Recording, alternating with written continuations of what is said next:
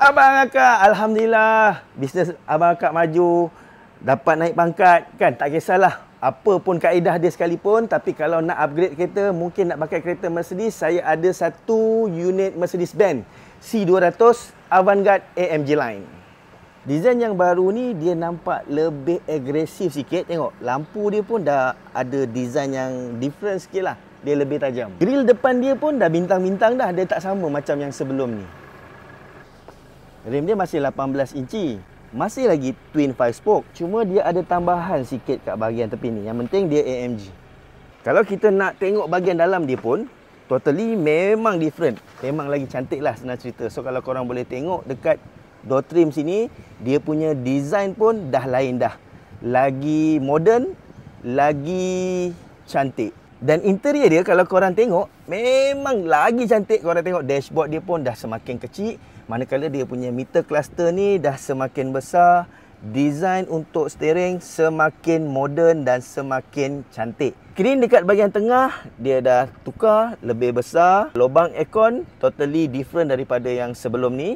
Dan dekat bahagian atas ni dia ada panoramik yang besar sampai belakang sana.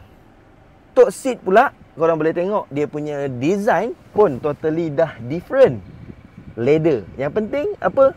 Full leather. Second row dia pula masih lebih kurang sama, cuma dia punya design dekat seat dia lah berbeza. Dekat tengah ni masih lagi ada armrest, cuma cara nak buka dia sangat unik.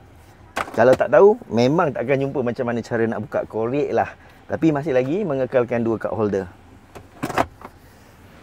Ini view daripada belakang untuk second row. Panoramik dia besar, tengok malam confirm cun. Kalau kita tengok bahagian belakang dia, lagi cantik. Lampu belakang dia pun dah macam segitiga. So, kalau kita tengok design dia comparekan dengan yang lama, untuk design yang baru ni lebih fresh, lebih moden. Ruangan dalam bonnet ni, dia bagi saya besar lah. Kalau setakat 2 atau 3 luggage, 4 luggage pun boleh. Tapi yang untuk medium pun masih boleh. So, kalau you guys mempunyai family, kereta ni masih lagi sesuai. Dan kereta ni ada power boot juga dekat belakang. C200. So kalau nak cari kereta, inilah waktu yang sesuai. Tahun 2026 ni, saya rasa inilah korang punya kereta. Kereta ni menghasilkan 204 horsepower, 300 Nm torque, 1.5 mile hybrid tahun 2022, warna silver. So kalau you guys berminat nak tengok kereta ni, insya-Allah kita jumpa kat showroom. Tekan je beg biru atau PM saja. Jumpa kat showroom nanti guys.